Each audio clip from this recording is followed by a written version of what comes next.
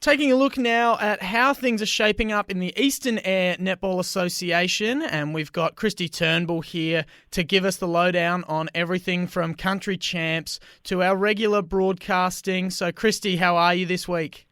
Well, thank you, Dan. How are you? Yeah, very good. Like I said, can't complain. It's a short week, so yes, very good. Now, how was country champs on the weekend? Yeah, great weekend of netball down there in Adelaide for country champs. It's just, it's the best of the best of our state, really, and it's just great to get out there and watch the pinnacle of all our netball teams come up against each other. It's fabulous. That's good. And how did Eastern Eyre go over the weekend? Yeah, Eastern Eyre had a pretty good weekend, actually. We took 4 teams, so our 13s, 15s, 17s and senior teams down to Adelaide to compete.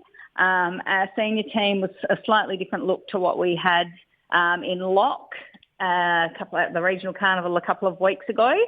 But they still had a really, really good hit out over the weekend. They only had one win for the weekend, which was against Great Flinders. But the rest of their games were very close, tight games. Just the competition once you get over there is unreal, and you're up against it. So some of their games, was only 5 or 6 goals in it. There was a couple of others that sort of blew out to 15 odd goals. So, but yeah, well done to the seniors. They played in a final and went down by about 15 goal in that final on the Sunday.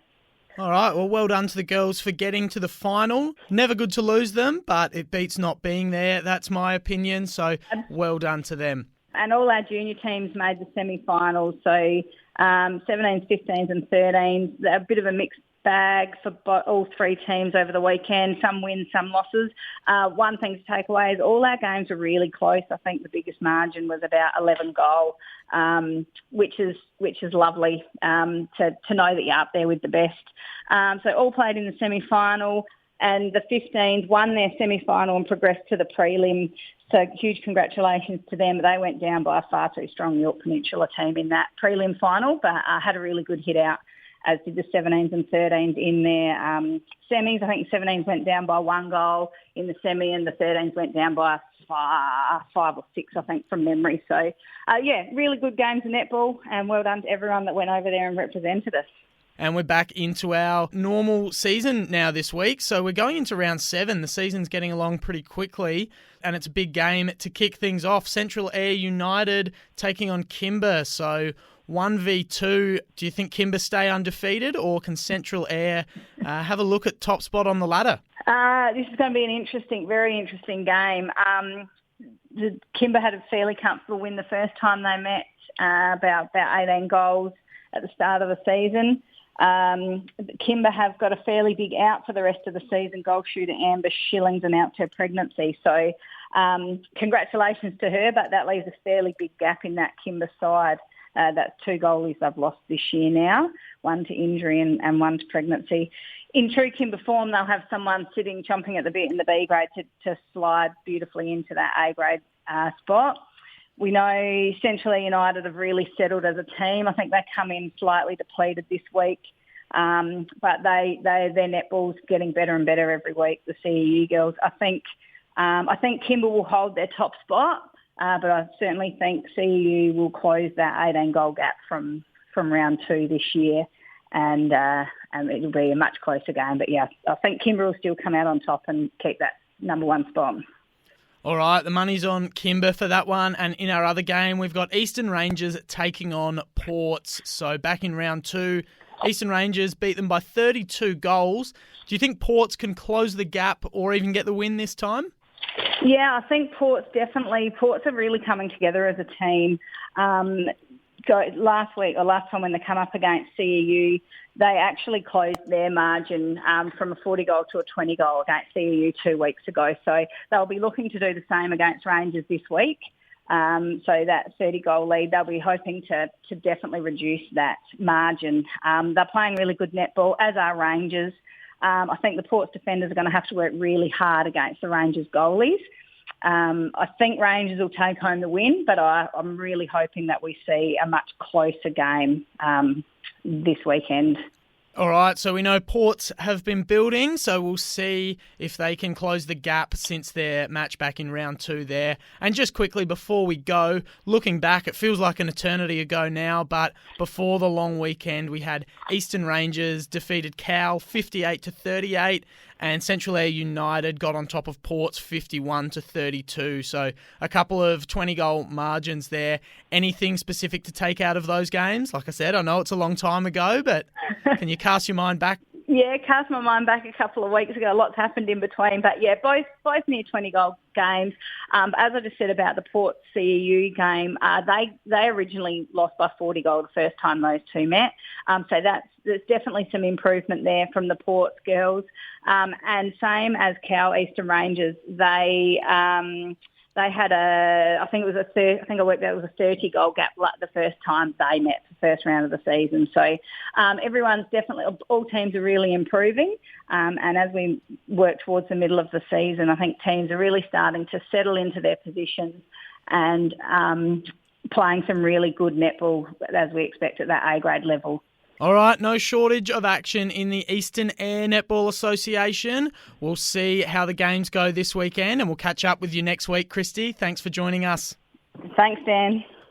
Turning our attention now to the Great Flinders Netball Association. There's plenty of big things happening. They've been playing in country champs over last weekend as well. And we've got Joe here to give us all the gossip. Joe, welcome to the show. Oh, thanks, Dan. Yeah, it was a big weekend for all country associations. But, Great Flinders probably not as successful as what they probably have been in the past, and might have been just a little bit disappointed with a couple of their results. But it's such a huge weekend, and there's a lot of very, very talented netballers that head over for the long weekend. And so with their senior side, they did end up getting a senior side that went over and played in the senior section of the carnival, which was great. But unfortunately, they couldn't get themselves a win, and they ended up finishing 12th in the senior competition, which was a little bit disappointing. But, the girls would have learnt lots from that experience, and will hopefully bring it back and pass on some of their knowledge to their clubs and be bigger and better next year. Their 17 and unders, they finished 8th in Pool B, so probably not as successful as what Brooke would have liked and of what they're used of. But, the girls still worked hard. They held their heads up and kept on working over the whole carnival. So, again, a great experience for those young ladies, as it was for their 15 and unders. They were able to pick up a draw throughout the carnival, which was better than coming home with no wins at all.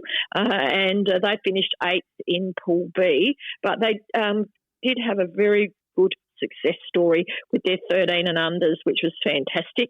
In fact, Great Flinders 13 and unders were the only EP team to have the ultimate triumph over there for the weekend. So great for them.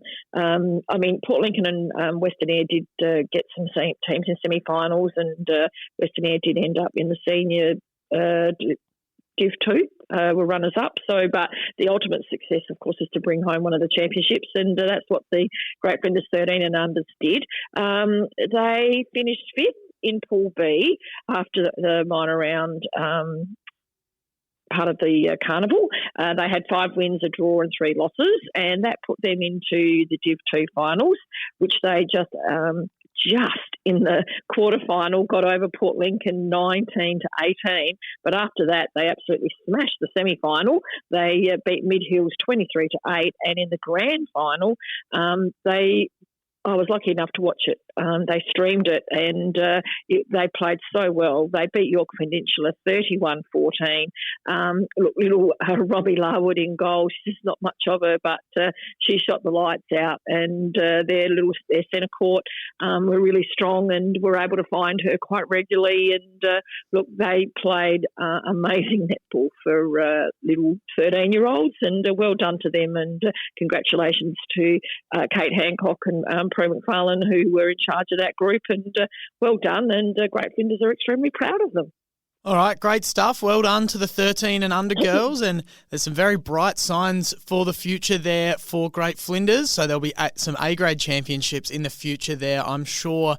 Let's get into our regular scheduled broadcasting. It's been a couple of weeks, obviously, with Country Champs on last weekend, so we'll just very quickly run through the round 8 results.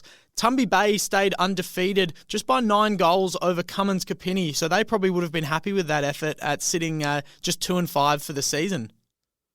Yeah, absolutely. Very happy with knowing that Tumby Bay are the measuring stick at the moment. They pretty happy with that result, and Tumby, of course, very happy to still be sitting out on top. And similar in the other game as well. Lock defeated Eyre United by 7 goals, 50-43, but third on the ladder versus 6th. So there is a bit of a difference in the win-loss column there as well. Yeah, look, Eyre United again, really happy with that performance. They are doing amazing for what they're able to put up each week. They are really sticking in there, fighting really hard, and 7 goals is nothing in a game of netball. Couple of turnovers really. So yeah, they're still hanging in there. But yeah, Lock were very grateful to get over the line. All right, and just 2 games on for round 9. So we'll start off with the game going on at Elliston between Elliston Districts and the Ramblers. Yeah, coming off of buys and Country Champs, so a couple of weeks rest, which I'm thinking that Elliston would be thankful for, because they did have a couple of niggling injuries there that will actually be able to come back. Ramblers, look, Elliston will definitely go into this game favourites, there's no question about that, but Ramblers have been working really hard, and they certainly are getting better each outing, and Elliston will not want to be taking this game with too much confidence really, because they a little bit up and down at the moment, haven't actually settled down a goalie combination yet.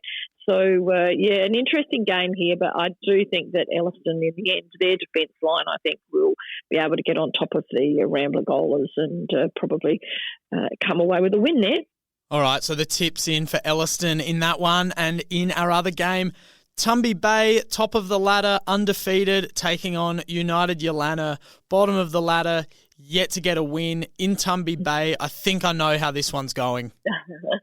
Yeah, look, I think Tumby Bay will be too strong. Look, the young Yolana United side are definitely working hard. Talking to a couple of their players, as we did with Maya Glover the other day, Dan, very young. She is really relishing playing with Jazzy Francis, who provides the seniority and experience in that defence line for Yolana. The young ones are learning a lot this season, but Tumby, look, their experience and their couple of younger players that they've got in there are really coming along leaps and bounds this season, and I think that they will be too strong. All right, we'll leave it there for this week, and we'll check back in again next week when we have the results from those games. Joe, thank you for all the updates as per usual. Looking forward to catching up again next week. Enjoy the netball this weekend. No worries, thanks, Dan.